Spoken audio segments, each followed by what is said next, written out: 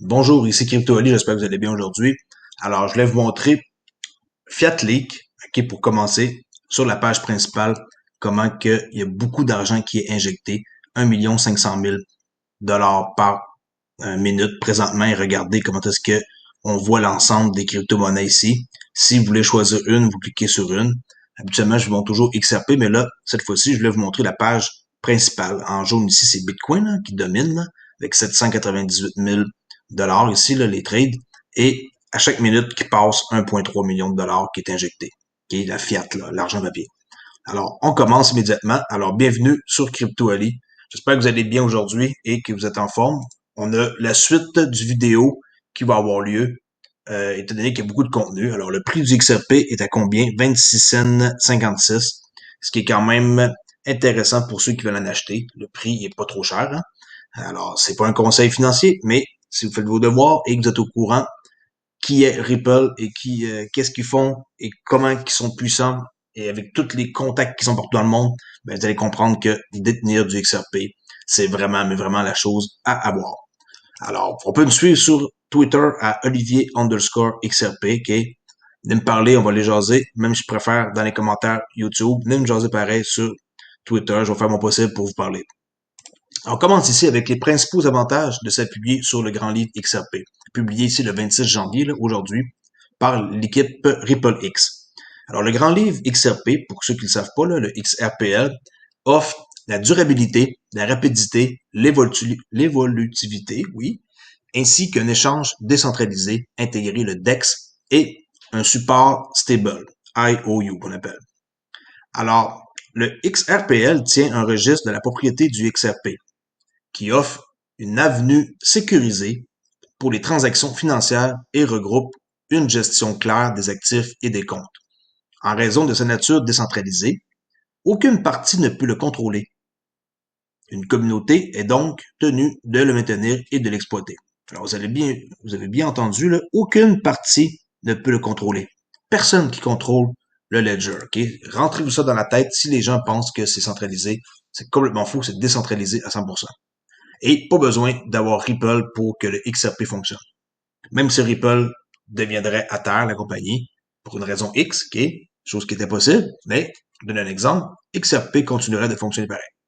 Alors, contrairement à la nature intrinsèquement centralisatrice de la preuve de travail, le XRPL ne fait que devenir de plus en plus décentralisé au fil du temps, ce qui complète en fin de compte les autres technologies de la blockchain puisque le XRPL offre des transactions rapides et peu coûteuses entre devises. La prise en charge native des devises émises peut numériser les nombreuses activités des devises du monde et d'échanges décentralisés qui sont intégrés au XRPL, qui comprend un pontage automatique sur XRP qui peut les aider à se connecter. Bon, les raisons pourquoi que on s'appuie sur le grand livre. Alors, vous allez les voir immédiatement. Les raisons, c'est qu'en s'appuyant sur le grand livre XRP, les développeurs peuvent facilement intégrer les paiements dans leurs produits, en plaçant de manière transparente l'argent au centre de leurs applications. Le XRPL règle les transactions plus rapidement que toute autre blockchain. De plus, le grand livre XRP peut gérer jusqu'à 1500 transactions par seconde. Une autre raison remarquable de s'appuyer sur le XRPL, c'est qu'il y a un processus de modification conçu et construit à pour, dans le fond, que ce soit plus gros, ok? C'est comme si les participations pourraient faire en sorte que les gens qui construisent n'importe quoi sur le ledger, c'est plus gros de plus en plus à chaque fois, c'est grossit. Alors, désolé, j'ai mal expliqué ça. Des fois, c'est pas si facile à expliquer dans des termes comme ça. Grâce à ce processus, les développeurs peuvent proposer une variété de modifications à la XRPL qui sont collectivement vérifiées et approuvées par la communauté des opérateurs de nœuds. Okay? Il y a plein d'opérateurs de nœuds et un opérateur de nœuds que vous savez pas, il y a la SEC qui opère un nœud sur le XRP Ledger. Eh oui, la Security Exchange Commission. Alors, on peut aller voir sur le Ledger et vous allez pouvoir voir que le SEC, ils ont leur nœud. OK? Est-ce qu'il est opérationnel, ça, par exemple, c'est une autre affaire, OK? Mais je sais qu'il y en a. Ces modifications sont similaires aux mises à jour de fonctionnalités conçues pour améliorer l'expérience utilisateur et les capacités de la XRPL. Alors que de nombreuses autres blockchains semblent stagnantes, la communauté XRPL a produit un flux de nouvelles fonctionnalités et d'améliorations de conception. Oui, ça fait du texte à lire, mais ça vaut la peine. C'est des trucs qui vont être pour votre savoir. Alors, la durabilité en tant que la croissance de la XRPL se distingue par de nombreux avantages, mais son plus grand impact est sur son environnement. Oui, parce que c'est vert, contrairement à Bitcoin et Ethereum. Avec BTC et Ethereum, la production d'actifs nécessite un équipement minier extensif et des volumes d'énergie élevés, chose que l'IMF veut pas, que le Forum économique mondial veut pas, que les banques centrales veulent pas. Alors, tout est contre eux.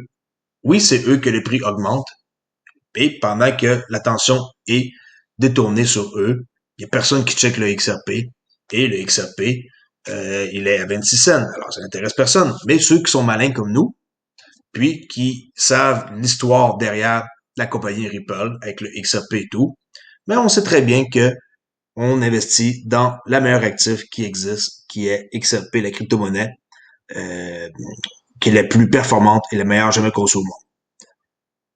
Alors, il suffit juste de prendre un mineur, comme par exemple un ASIC, là, ASIC Bitcoin par exemple, qui coûte 1500 pièces USD, avec un mineur très performant coûtant plus de 6000 dollars. Alors, on prend ça, on mine et on gaspille de l'énergie et on fait de l'argent en minant. Mais moi, je compte ça, honnêtement, là. Alors, XRP, lui, il n'amorce pas de coûts monétaires et environnementaux. Avec le grand livre XRP, les transactions sont fluides, pratiquement instantanées. Ça s'installe en 3 à 5 secondes et les coûts énergétiques sont négligeables. Alors, avec une vitesse, une fiabilité, une évolution unique, XRP et le Ledger, le registre, qui sont conçus pour favoriser l'innovation continue dans tous les secteurs. Et oui, c'est un long texte, mais j'espère que vous avez appris quelque chose. C'est sur Ripple X ici. Sérieusement, il faut s'informer le plus en plus possible pour être au courant dans quoi qu'on s'embarque. Okay? Il faut jamais investir dans un truc qu'on sait pas dans quoi qu'on investit. Harvard, Yale et Brown qui achètent du Bitcoin depuis au moins un an. Bon, hein? C'est surprenant pareil hein, de la part de ces universités-là.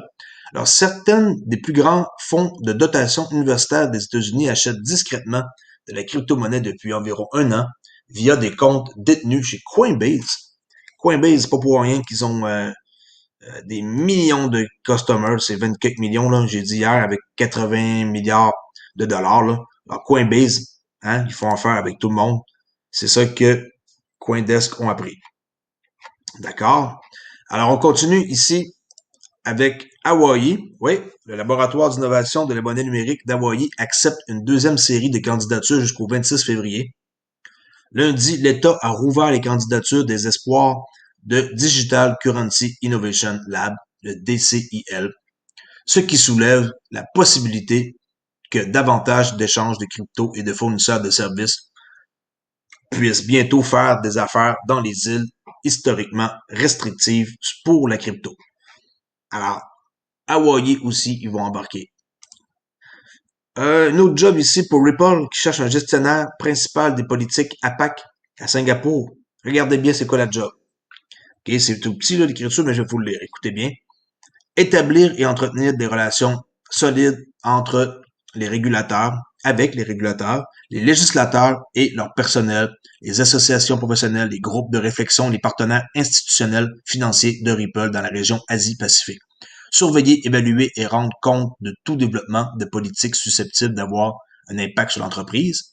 S'engager directement avec les principales parties prenantes sur les politiques et les réglementations qui soutiendront la croissance et la présence de Ripple sur les marchés de l'Asie-Pacifique et rédiger des lettres de commentaires sur les propositions législatives ou réglementaires. Bon, écoutez, il y a beaucoup de choses là, mais pour vous montrer que non-stop, ils grossissent, ils grossissent, ils grossissent, et les gens qui voient pas ça, sérieusement, il faut vous acheter des lunettes parce que c'est vraiment la monnaie qu'il faut investir, c'est XRP. Je suis pas un conseiller, je vous le dis à chaque fois. Je fais attention parce que j'ai pas le droit de donner des conseils d'investissement, mais moi, je vous dis que je suis acheteur. Faites vos recherches, à regarder d'autres chaînes, la mienne, peu importe, vous allez comprendre pourquoi j'investis dans XRP. Le XRP Ledger, OK? Allez voir le site XRP Ledger. C'est quoi le XRP Ledger? C'est un système de paiement en ligne, alimenté par une communauté sans leader, central. Il n'y a personne qui peut gérer ça. Tout le monde peut se connecter avec son ordinateur au réseau P2P, okay, peer-to-peer, qui gère le grand livre. Le grand livre XRP abrite XRP, un actif numérique actif. Un actif numérique, pas un titre. Depuis quand qu'on peut acheter avec sa carte Uphold, par exemple, pas moi, là, aux États-Unis, on détient des XRP avec notre carte Uphold, aller chez Walmart et acheter avec du Tesla, notre commande chez Walmart, commande, OK? Avec XRP, on met ça sur notre carte, par exemple Uphold, on s'en va à Walmart, on peut dépenser. Alors, c'est un actif numérique. Laissez la SEC s'occuper, euh, Ripple s'occuper de la SEC. Partout sont en train de grossir, on va voir là. Ils s'arrêtent pas, ils ont déjà 15 clients de plus depuis que la SEC les a apporté à une allégation contre eux le 22 là, décembre. Là. Ils grossissent à raison de vraiment plusieurs clients, là, c'est pas un problème. Alors, c'est un actif numérique conçu pour relier les nombreuses devises du monde. Le grand livre XRP fait partie du développement de l'Internet de la valeur. Internet of Value. Okay? Internet of Value. Ça, c'est l'argent.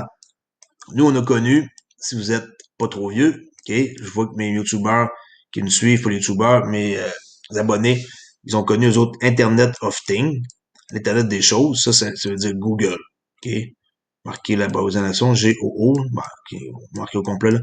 Bon, Internet of Things, c'est Google, Yahoo, Bing, tout ce monde-là, Netscape, dans le temps, ok, des années 95, là. Moi, j'étais tout jeune, j'avais comme 14 ans.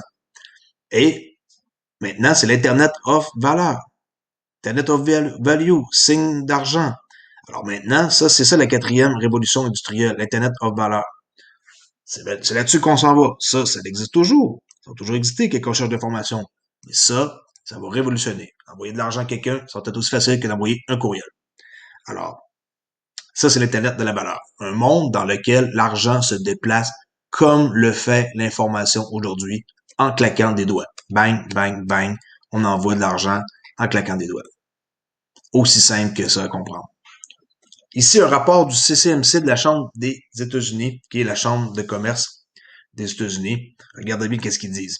Les actifs numériques sont tout ce qui a des droits de propriété ou d'utilisation qui sont émis ou transférés à l'aide d'une infrastructure de technologie numérique telle que la blockchain, plutôt que sous forme physique. Okay? Physique versus blockchain. La numérisation des actifs a le potentiel de révolutionner la façon dont les biens et services sont offerts, achetés et comment la valeur est transférée pour les générations à venir. Hein, on pense loin terme, on pense pas dans 2 semaines, on pense pas dans 3 jours, on pense pas dans 4-5 heures. Ah mon Dieu, quel est le prix du XRP? Ah mon Dieu, ça reste à 26 cents, qu'est-ce que je vais faire? Je vais vendre, j'ai peur. Arrêtez d'avoir peur. Et voyez comme ça, comme du long terme, 5 à 10 ans, et vous allez me remercier le jour que vous avez acheté du XRP à 26 cents, je vous garantis. Même si je suis pas comme un conseiller financier, fiez-vous à qu'est-ce que je vous enseigne. Faites vos propres recherches et analyses et vous allez comprendre pourquoi que je dis ça à chaque fois. Alors, euh, cependant, okay, l'essor rapide des actifs numériques basé sur la technologie de la blockchain a souvent dépassé la volonté des régulateurs de veiller à ce que les actifs numériques soient adaptés afin de favoriser l'innovation. Ils ont rien fait pendant longtemps, puis là, ils se décident de faire de quoi? Puis là, ils se disent, bah, ça serait le temps qu'on fasse une réglementation, et on va s'attaquer à qui pour faire ça? On va s'attaquer à, bon, pas XRP, là, nécessairement, ok, c'est Ripple, puis les deux dirigeants, là, mais en s'attaquant à Ripple, bon, ils savent très bien que ça va faire du mal à XRP, ok? Alors, eux autres, ils ont compris que, juste après 7 ans, là, qui devait porter des allégations contre le plus gros joueur à redouter qui est la compagnie Ripple.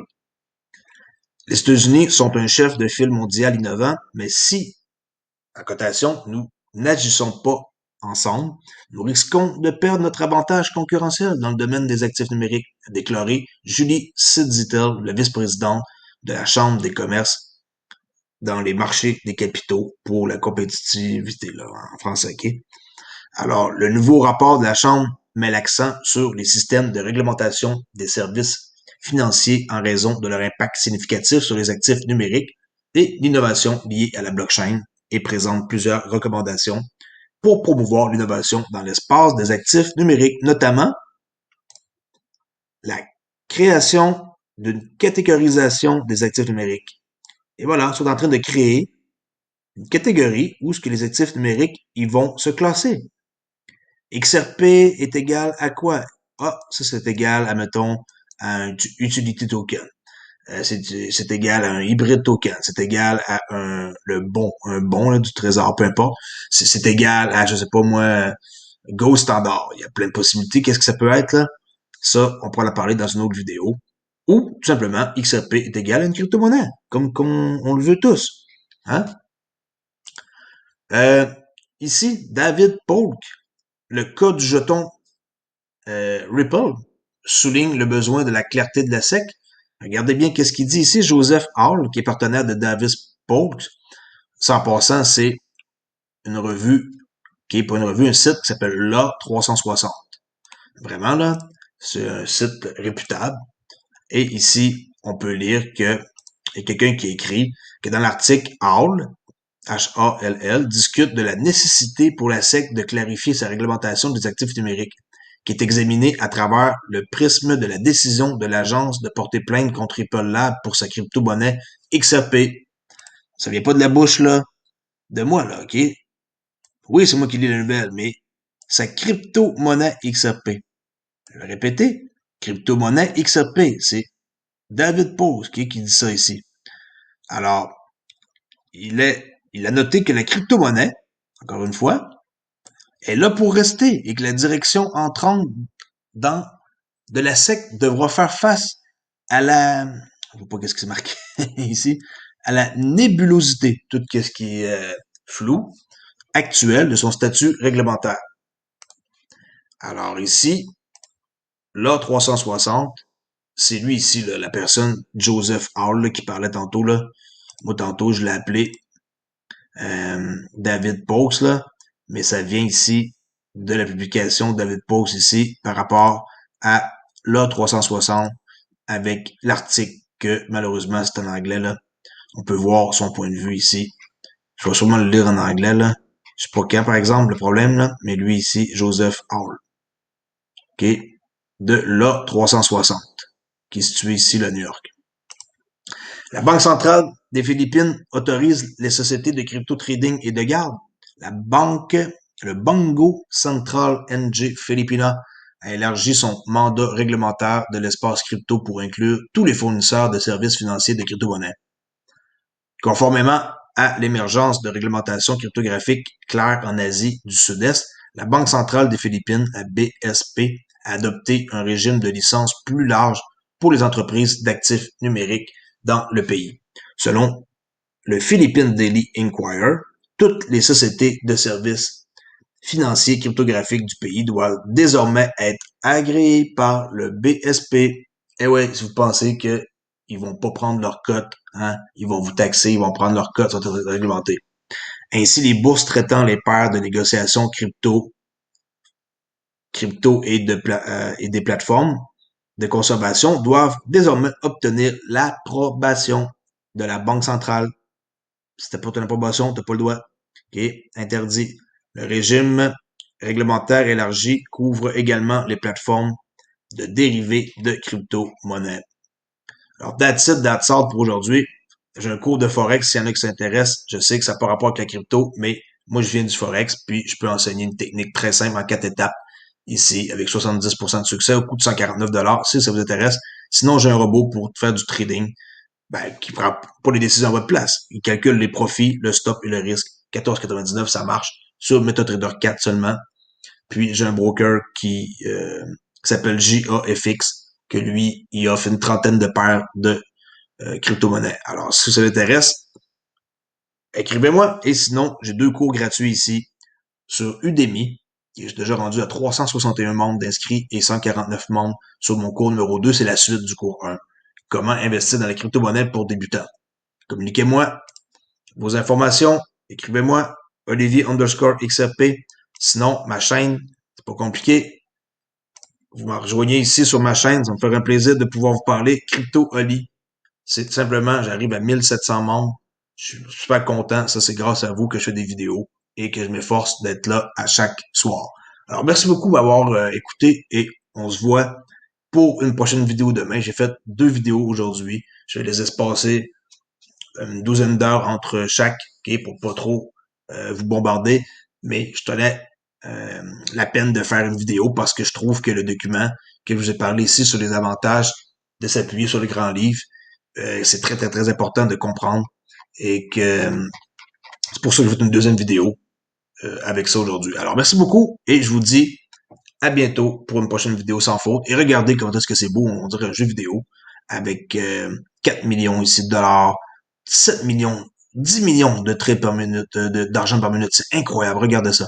7 millions, 9 millions, 9 millions, 10 millions, 7 millions, 7 millions, 6. Tout l'argent qui est injecté présentement dans la crypto-monnaie, c'est malade mental. Moi, je vous dis, si vous n'êtes pas dans le coup, vous n'êtes pas dans le train, vous allez rester toute votre vie dans quelque chose que peut-être vous allez regretter. Tandis que si vous prenez votre temps d'écouter ma chaîne ou d'autres chaînes, vous allez voir vite que ça vaut la peine d'être dans la crypto-monnaie. C'est l'avenir, la gang, c'est l'avenir. Alors, je vous dis à demain pour une prochaine vidéo. OK? Bye bye. Ciao.